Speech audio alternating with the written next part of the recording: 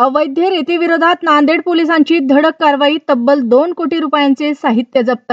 नांदेड जिल्ह्यात मोठ्या प्रमाणात अवैध रेतीचे उत्खनन सुरू आहे, त्यामुळे शासनाचा महसूल बुडत आहे। असाच काहीसा प्रकारे उत्खनन केले जात आहे अशी माहिती मिळाल्यानंतर नांदेड जिल्ह्यातील वाहेगाव येथे उत्खनन सुरू असलेल्या ठिकाणी नांदेड पोलिसांनी पहाटे 5 वाजल्यापासून कारवाईस प्रारंभ केला। दुपारी 3 वाजेपर्यंत ही कारवाई चालली असून घटनास्थळी उत्खननाचे साहित्य बघून कोणाचेही डोळे पांढरे होतील असे चित्र येथे दिसून आले आहे। या कारवाईत पोलिसांनी एकाच ठिकाणाहून 17 इंजिन, 10 बोट, 30 तराफे, 1 जेसीबी असा सुमारे 2 कोटी रुपयांचा मुद्देमाल जप्त केला आहे। घटनास्थळी 4 चाकी वाहनाने जाणे शक्य नसल्याने पोलीस अधीक्षक अविनाश कुमार दुचाकीवर बसून गेले। या प्रकरणी विविध पोलीस ठाण्यात गुन्हा दाखल करण्यात आला आहे। रेती नियंत्रणाची जबाबदारी महसूल विभागावर असताना महसूल विभाग मात्र कारवाईमध्ये फारसे स्वारस्य दाखवत नाही। ज्या भागात रेती उत्खनन मोठ्या प्रमाणात सुरू होते त्या भागातील तलाठी, मंडळ अधिकारी, तहसीलदार यांच्यावर शासन आता काय कारवाई करते याकडे पर्यावरण प्रेमी नागरिकांचे लक्ष लागले आहे। नांदेड जिल्ह्यात अवैध रेती उत्खनन जेथे सुरू असेल त्या प्रत्येक ठिकाणी कारवाई केली जाईल असे पोलीस अधीक्षक अविनाश कुमार यांनी सांगितले आहे।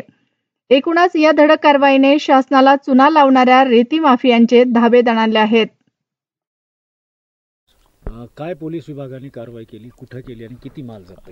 रेती एक्सकव्हेशनची एक इलिगल जे चालू होता त्याच्यावर कारवाई केलेली आहे। सकाळपासून हा कारवाई चालू झाली। रात्रीपासून प्लॅनिंग आणि टीमची डिप्लॉयमेंट होत होता आणि जवळपास 17 इंजन 16 इंजन आमच्या ताब्यात आहे। एक इंजन मध्ये पडलेला आहे, त्यांनी टाकलेला आहे, ते पण काढून घेणार। असा 17 इंजन, 1 जेसीबी, 60 तराफे जवळपास आणि 200 ब्रास रेती जे ऑलरेडी एक्सकवेटेड झालेला आहे आणि जवळपास 10 बोट, ज्यामध्ये की 6 मोठा बोट आहे, 3-4 स्मॉल बोट्स आहे।